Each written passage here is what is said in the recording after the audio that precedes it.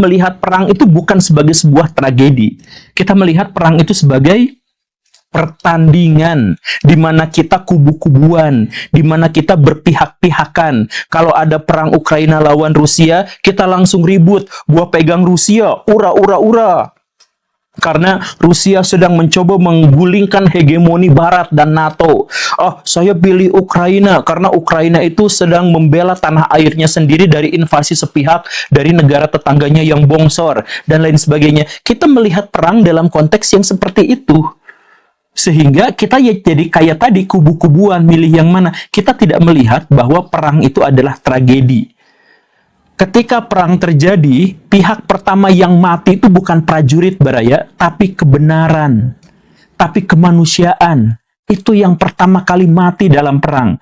Dan ketika kita melihat perang, anak-anak kecil itu tidak pernah memilih perang, tapi selalu mereka yang dipilih sebagai korbannya.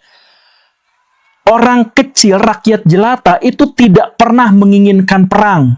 Tapi merekalah yang akhirnya menjadi tumbal pertama kali. Yang menginginkan perang itu siapa? Politikus-politikus mereka.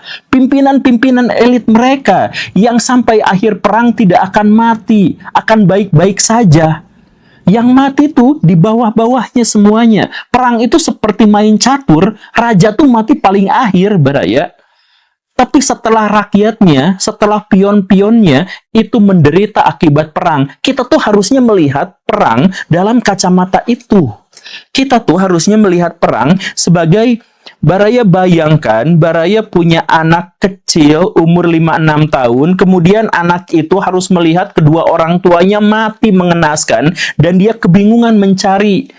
Dia harus kembali kepada siapa? Perang tuh begitu, Baraya. Perang tuh ada sepasang kekasih yang saling mencintai, kemudian salah satunya harus menemukan kekasihnya itu sudah tinggal potongan-potongan jasad saja yang tidak lagi hidup. Itulah perang, Baraya. Pahami perang dalam kacamata yang seperti itu. Kita melihat perang itu seperti pertandingan bola, pertandingan smackdown, di mana kita akan marah kepada teman kita yang berkubu pada pihak lain.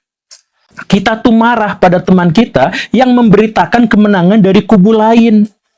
Itu sebejat itu moral kita tuh. Jadi bukan hanya Baraya, saya tekankan, bukan hanya kadar intelektualitas kita yang rendah, tapi moral kita juga bejat. Makanya kita pada akhirnya tuh sorak-sorai, weh Ukraina menang tuh, rasain Rusia dan sebagainya. Kita tuh bersorak-sorai atas apa? Atas kematian dari pihak lain yang bahkan kita tidak mengenalnya. Kita tuh bersorak-sorai